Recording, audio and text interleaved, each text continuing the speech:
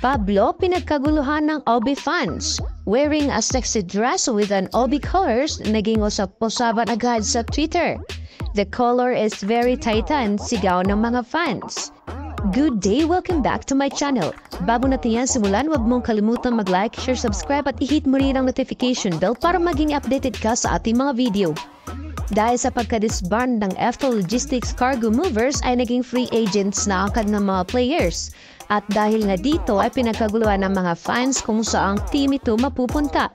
Isa ngayon sa pinag-uusapan ay si Myla Pablo dahil sa picture post nito sa Twitter na nakadress with an OB colors. Na ikinatuwa naman ng mga fans kung saan ay very titans nga raw ang kulay ng damit. Sa ngayon kasi ay kinakailangan talaga ng Titans ng isa pang reliable open hitter dahil sa pagka-injured ni Cheng at medyo may sakit pang nararamdaman si Molde. Kaya si Arocha na lang ang naiwan para maging kadiagonal ni Rondina.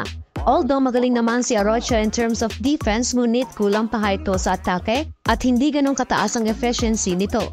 Isa nga lang kagustuhan ng mga fans ang makasilat ng isang open hitter ang kupunan.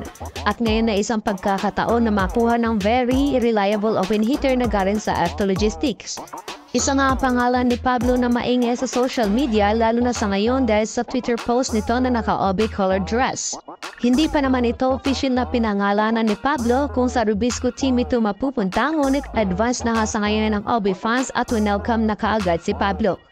Dahil sa kagustuhan ng mga fans na mas lalakas pa ang Titans next conference ay mas na-excite ito dahil sa post ni Pablo. Comment nga ng isang fan na si @dimakulang74919. Purple ka na Myla para bumalik ang bagyong Pablo. Masaya sa obes, lalo kakulitan ni Tam. Isa pang comment ng netizen na si @FaithZyrene, sana purple ka my loves, pero it's up to you pa din what team ang like mo. I will support you, dear, with heart emojis. Maraming ang sumusuporta sa kanya kahit saan pa ito mapupunta. As long na may babalik lang ang dating figure ay siguradong magalimang muli si Pablo sa team na kanyang mapapasukan. Although wala pa namang confirmation ukol dito si Pablo, ngunit hindi nga ito ikinabahala ng mga OB fans. Dahil sa mga ipinakitang sinyalis ni Pablo ay malakas ang loob ng mga supporters na sa kupunan ng Titans ito mapupunta. Si Pablo nga ang very reliable open hitter na bumuhat noon sa Cargo Movers at naging pasakit sa ibang kupunan. Kung tuluyan mang lilipat si Pablo sa Chocomocho Flying Titans, ay isa ka ba sa susuporta dito? O mas gusto mong sa ibang kupunan na muna ito mapupunta? Saang kupunan? I-comment mo na yan.